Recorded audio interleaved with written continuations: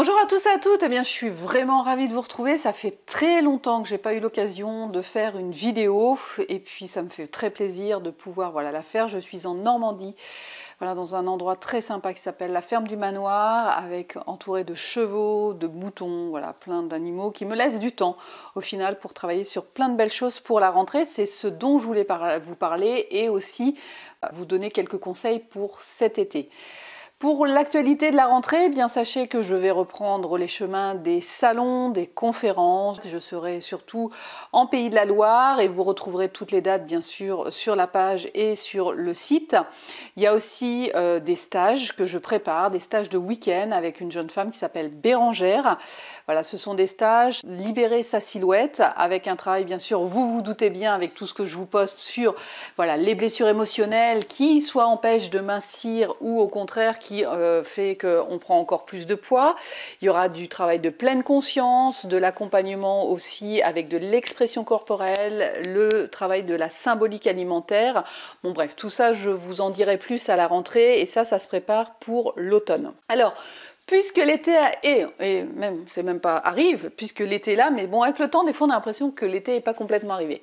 Eh bien, je vais vous encourager, parce que vous ne serez pas dans votre rythme métro, boulot dodo, peut-être de prendre du temps pour vous mettre à l'écoute de votre corps. Sachez que votre corps est une entité à elle toute seule, et que souvent, eh bien, le corps, on lui fait subir beaucoup de choses et on lui donne rarement la parole. Donc pendant l'été, moi, je vais vous encourager à prendre 10 à 15 minutes par jour pour vous, de vous mettre à l'écoute de votre corps, pas en parlant à je, mais en se disant il.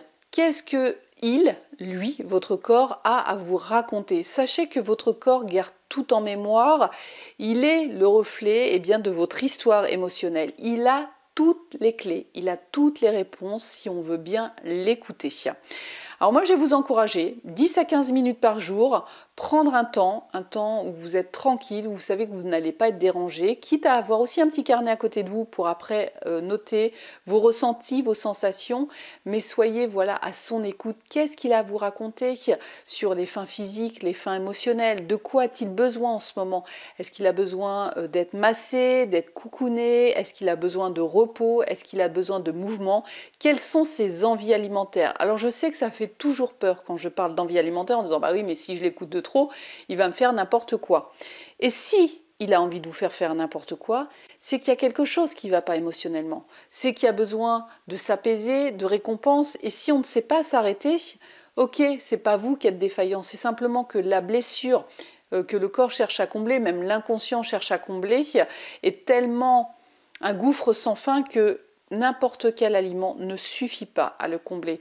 Donc ok, c'est une réponse, c'est un début de réponse. Il y a quelque chose qui est blessé en moi, que je traîne depuis longtemps, et l'alimentation ne suffit plus à apaiser ça. Donc soyez vraiment à l'écoute de ce dont votre corps a besoin. Prenez cette habitude-là pendant l'été, vous avez du temps. Comme ça, quand vous reprendrez votre rentrée, vous pourrez garder un petit peu ce rythme, cette habitude.